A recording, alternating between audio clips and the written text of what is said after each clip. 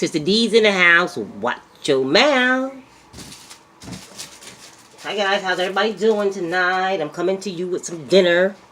I'm having Applebee's. I got a salad.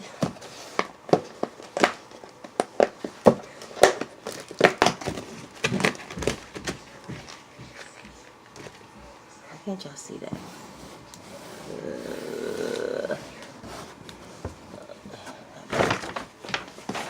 Is that better, guys? A salad. I got chicken parmesan.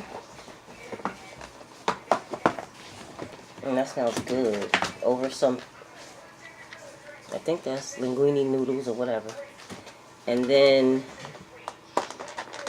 this appetizer. I just want to taste this. This is that those pretzels with the cheese dip. Delicious. Can't see that. Alright, let me get the brand. That's honey mustard. That ain't cheese.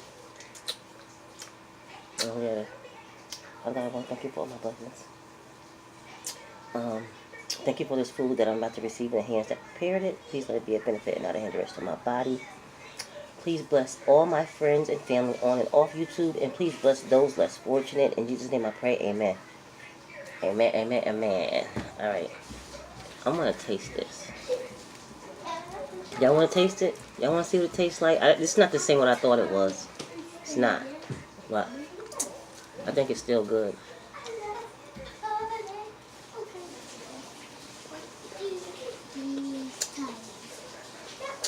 They gave me some extra.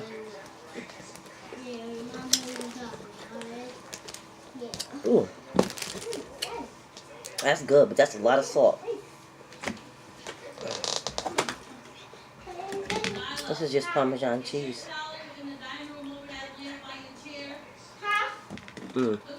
That's good. Pretty good.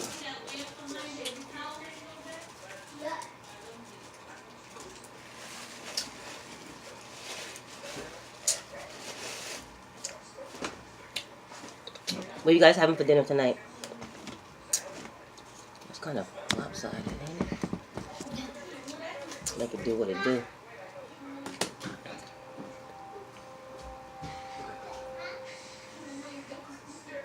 I'm hungry, guys. It's my first meal of the day. I just been chilling.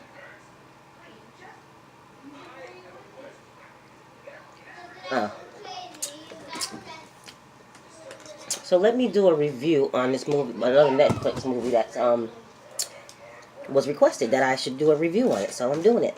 Shout out to Rruk all, my sis. The movie is called Apartment 407 or something. Yeah, 407, I do believe. If I am mistaken, it would be correct in the title. Believe me, trust and believe. So yeah, so the movie is called Apartment 407. And I'm sorry, I ain't gonna get none, did I?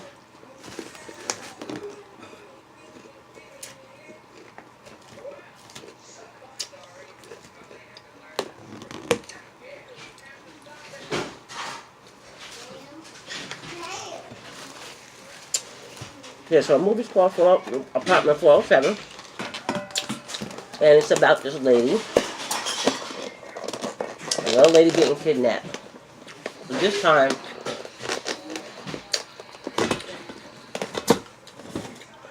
man, the kidnappers making a lot of money off of her. Basically, trading her for, selling her to people for sex. So, it starts out good. The movie always starts out good. And then, lady's with her. She got a daughter. She has a boyfriend. That's hot. Get y'all bite. There's chicken and noodles in there. Get y'all bite.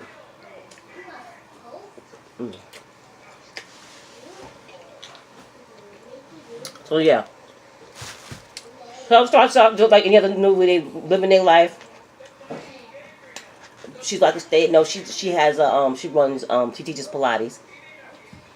I'm not sure what the boyfriend does, and they got a daughter. Well, I think I believe it's her daughter. I don't think it's his daughter, but you know they're together, so it is what it is. I think I'm not sure. I think it's I do believe that it was probably from a previous relationship, but that's neither here nor there. So anyway, she's sitting down in the restaurant. She's eating. A bum walks in and is asking everybody for $1. Keep that part in mind. Keep the bum part in mind, okay?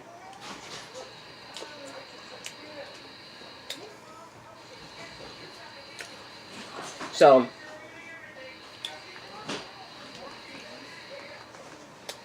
the man, he's going around asking everybody for $1. He gets to her, and he's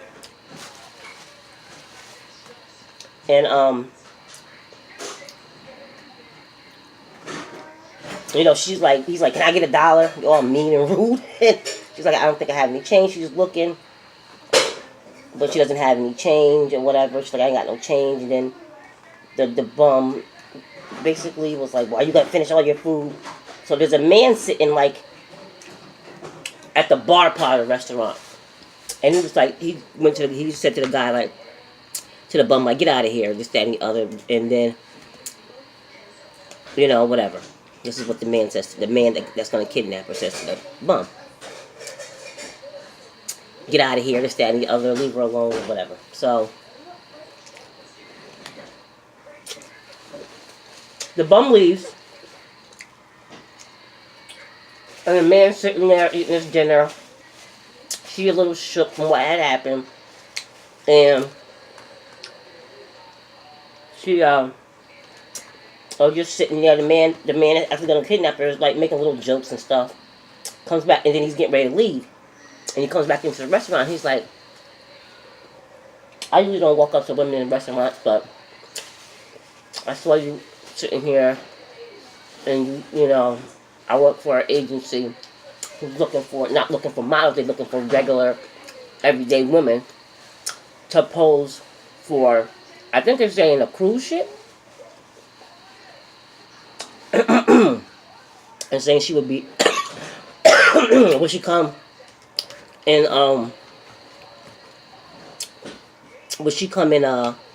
audition, let them see her or whatever, you take a couple pictures or whatever. And she's all like, no, he was like, he was trying to persuade her. She kept saying, no, I'm just a mom, this, that, and the other. And he was like, okay, no pressure. Like, just take my card, look the website up, it's legit, this, that, and the other. And then before he walked out the door, he was like, the thing, the job, it was going to make her $7,000. So, that really, like, intrigued her. She still was saying no and stuff, but that really intrigued her. Like, he was like, a half a day for $7,000, you can't beat that, this, that, the other. And she wanted to,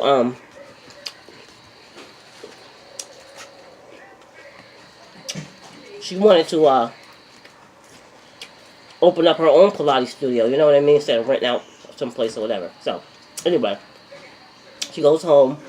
She discusses with her boyfriend. Her boyfriend was like, go for it. You know what I mean? Go for it. It's good money. It's a good opportunity. You never know. This could be something you can do. And she was like really, really slender. And, she was an attractive woman. So she goes to this man's house. And she's like, I don't know about good. It looks kind of weird. I mean, it was just like a regular apartment building. It was nothing. It wasn't like it looked like no studio or anything. So she was like, she was calling the guy on the phone like, I'm here, but I don't know if I should go in. And then all of a sudden he comes down the stairs and he's like, hey. Her name was Elizabeth. Hey, Elizabeth. She's like, I was just calling you. He was like, she's like, I don't know. It's not what I pictured. He was like, well, why don't you call somebody and have them, come meet you over here So you won't feel, you know, a certain type of way or whatever. And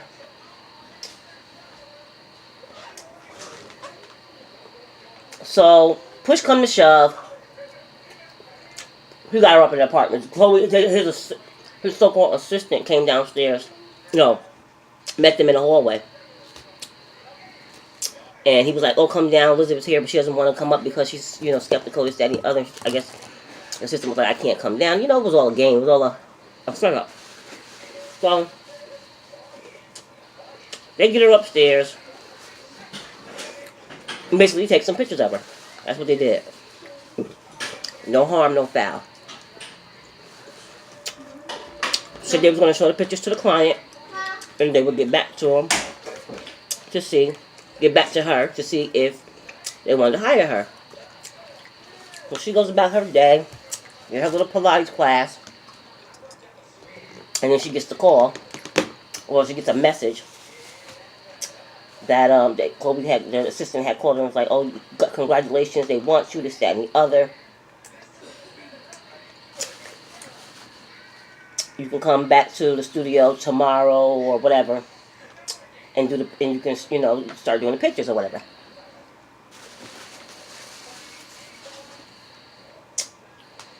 So she was still a little skeptical, but she did it. And as soon as she gets into the man's house this time, there's no cameras or nothing set up. He like pushes the door closed, and you know she started already. She's like, oh God, what I walk into? Right. What did you walk into? Because why are you going to people's house that you don't even know? That's crazy. Anyway, they start like right away. He starts saying crazy, derogatory, you know, just stuff like, have you ever been stabbed, and this, that, and the other. Before he even says all that, she's like, do you want me to come back later when people are here, and this, that, and the other?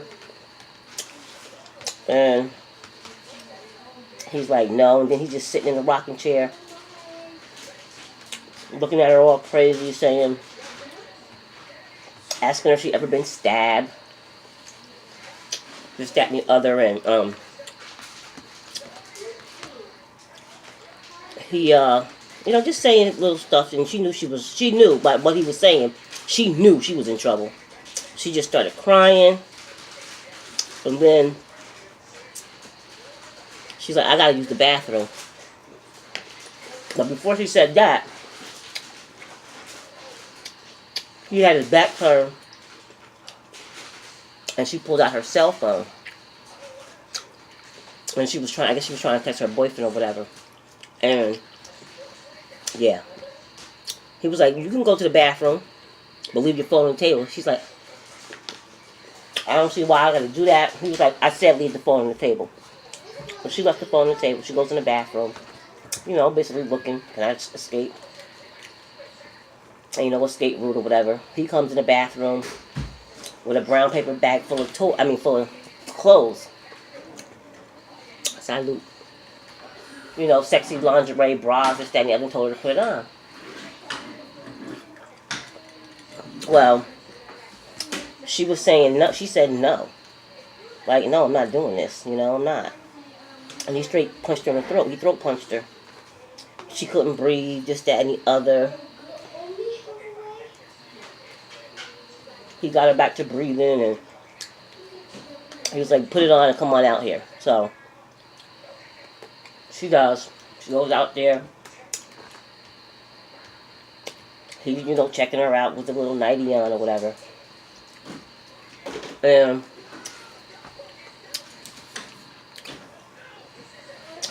he starts taking pictures of her. And, you know, she even though she got a nightie on, she's still trying to, like, cover up her body so he can't. She don't want to take them. She wasn't that. She's like that. But wasn't expecting that. So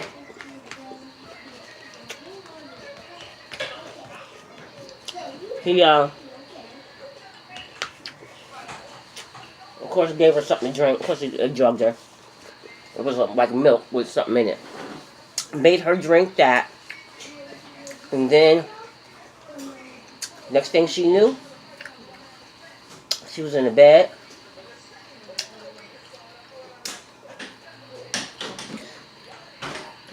And I forgot to mention this. Let me go back.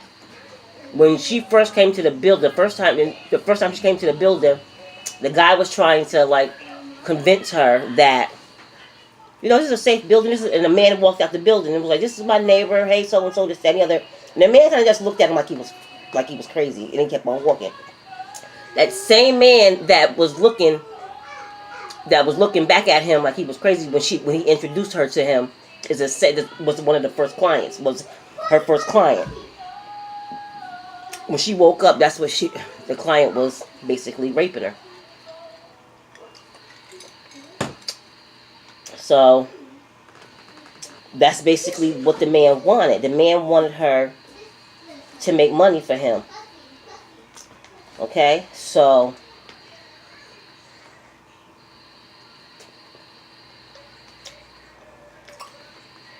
that's how that went down. After that happened, he came in and told her, okay, get used. She ran in the bathroom, was trying to, look around to see if she can get out or whatever. And the man that kidnapped her was like right there watching her, and then he was like, okay, now that you got that out your system, no, this is home now. This is where you live. This is what you're going to be doing.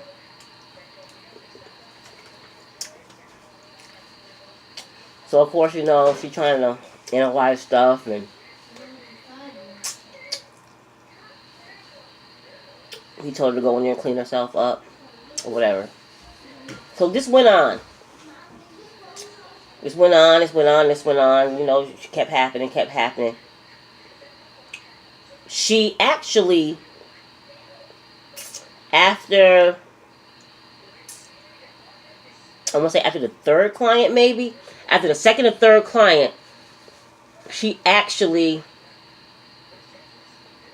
figured out that in her coat it was a hole, and she remembered that things slipped down in her pocket. So she had ripped the little hole, ripped the seam, so she can stick her hand down there and pulled out a fingernail file. And yeah, so she pulled that out. She was like laying in the bed waiting for the man that kidnapped her to come back in. He came back in because she told him that she was, I'm all over the place, but she told him that she was pregnant. And he was like, I need some help. I need to go to the doctor. He was like, no. He went out and bought her a pregnancy test. And I don't know if he was just playing with her. She was like, those things ain't always accurate. He was like, well, this one is. I can't believe you pregnant, this, that, and the other. I'll get you whatever you need, this, that, and the other. So that's when, she was trying to say, I need to go to the doctor. I need to be seen, this, that, and the other. Because the last man, the second to the last, I think, in the movie showed that she had 4 clients. So the third man was a black man, and she's like, she was like really all drugged up. She was like, I got AIDS. The man looked at her and was like, don't worry, I got AIDS too. I'm like, wow, that's messed up. And then the man put a bag over her head, like he wanted to like suffocate her while he was, people got crazy fetishes. And this is based on a true story too. So yeah. So anyway, she found the thing. I'm going back now. I'm going back and forth. I'm sorry, guys. Anyway, she found the fingernail file, put it all up in her hand, was laying in bed like she was asleep. He came in, and he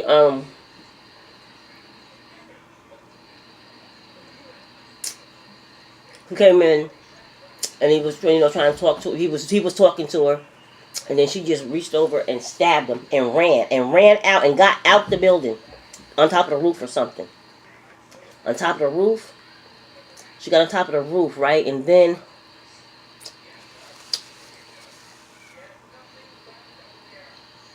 he caught her. How did he catch her? He caught her. Ended up bringing her back to actually where he lived at. And I can't really tell the room where she was getting violated. I think that was still part of that house where they was doing the movie. I mean, shooting the pictures. So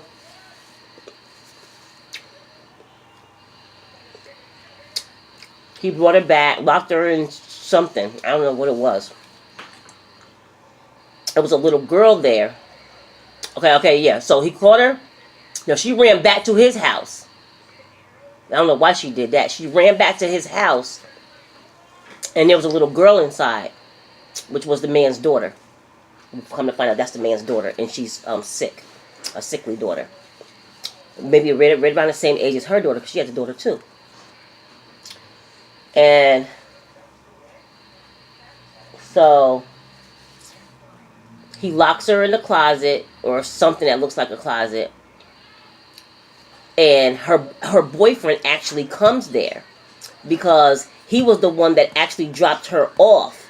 Well, that's what she said. They don't show that in the movie. She said that he dropped her off to the apartment building to do the pictures. You know, so yeah, I'm so full. Ooh, I'm so full. I'll finish this salad.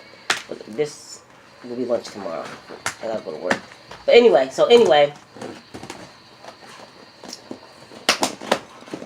yeah, so she runs back to the house, which I don't know what I would have did, but I wouldn't try to run back to that house. But anyway, she runs back to the house. He catches up with her back in the house, knocks her out, puts her in a closet, duct tape her mouth. And then her boyfriend come to that house looking for her.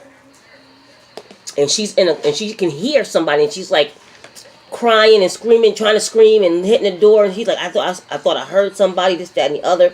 But you know, of course, the boyfriend don't find her. So he finally comes to her and is like, you know, look. I'm trying to like give you the benefit of the doubt. I don't want to be starving you in your situation. I don't want you to be this. Can I trust you? This, that, and the other. She's like, yeah. So he lets her out, and he basically gives her something to eat. He tells her, the little girl's his daughter, and that he gets the daughter on the weekends, whatever. Then he in turn tells her, I just need you to do one more client and I'll let you go. I'll let you go back home to your family and this, that, and the other. But you have to be a good girl. I mean, she asked him questions like, why did you choose me? And you had Chloe, where'd you meet her at? And he was like, Chloe was his sister. And he was like, that's just some girl on Craigslist I met. And she was like, well, why did you choose me to do this too? I'm a human being. You can't just keep me here locked up. He was like, well, you walked in, I seen you sitting down, and he's like, I knew I could sell you. And the reason why he was doing all this, from what I understand, if I understand correctly, he was doing all this because his daughter was sickly and